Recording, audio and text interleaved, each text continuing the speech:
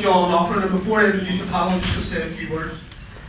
Basically today is a broad-based civic response to what has been a fairly draconian threat against the community issued in the name of the Continuity IRA.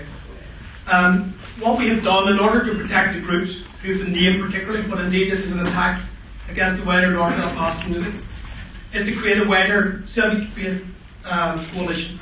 So Seamus McAlevy's here from NICFA, Jerry McConville from Falls Community Council, Patricia McKeown from Unison, and JJ McGee from the Unison Centre, and Maria Morgan.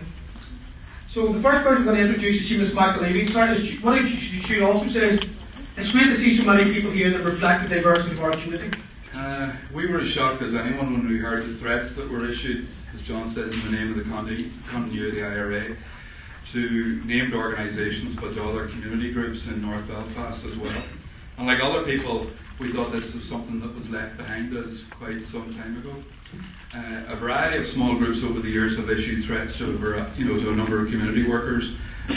Always they've been wrong.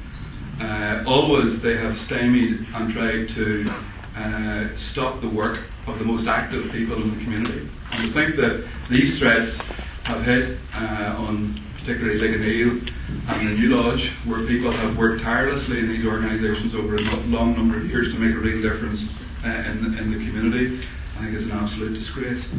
From NICFA's point of view, we represent over 1,000 voluntary community groups in Northern Ireland, all of whom I'm absolutely sure would stand by the community and voluntary organisations in North Belfast and would call for the threats to be removed, and to be removed unconditionally and removed immediately.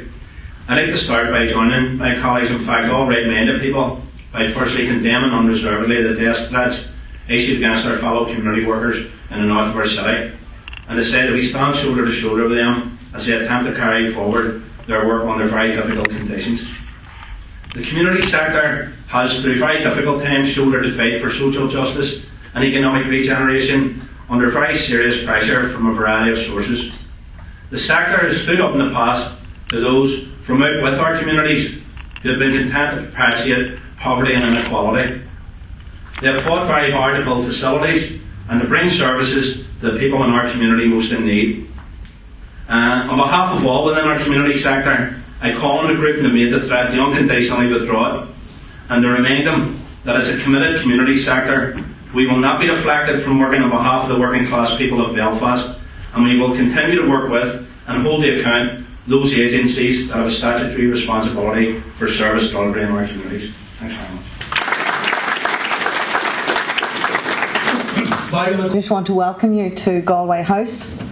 To say to you that we're called Galway House after the very first woman full-time trade union official in Ireland, Mary Galway, who organised the workers across the road in York Street Mill along with James Connolly.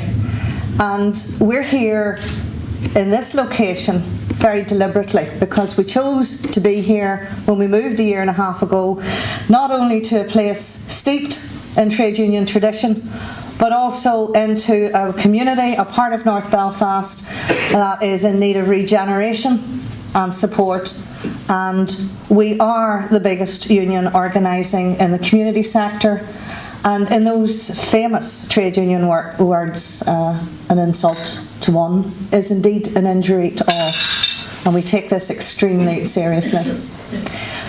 On behalf of the Irish Congress of Trade Unions, we utterly condemn the threat, and we demand its unconditional withdrawal. My name is JJ McGee. Today I'm here to speak on behalf of the Unison Centre and to demand the immediate withdrawal of the continuity threats. I have served my community through the Unison Centre for the last 15 years. The Unison Centre was driven forward at a time when there was symptomatic government denial of opportunity and resources into my community. We, however, did something about it. We engaged our community. The Unison building was financed through the Community Share Scheme. It's owned by the community. On behalf of the board, I want to pay tribute to all our staff and all those community workers who refuse to be detracted from their services to our community at this difficult and challenging time. I stand here today and bring my voice and the voice of the Unison Community Trust, demanding that the continuity immediately and unconditionally withdraw this threat. Thank you very much.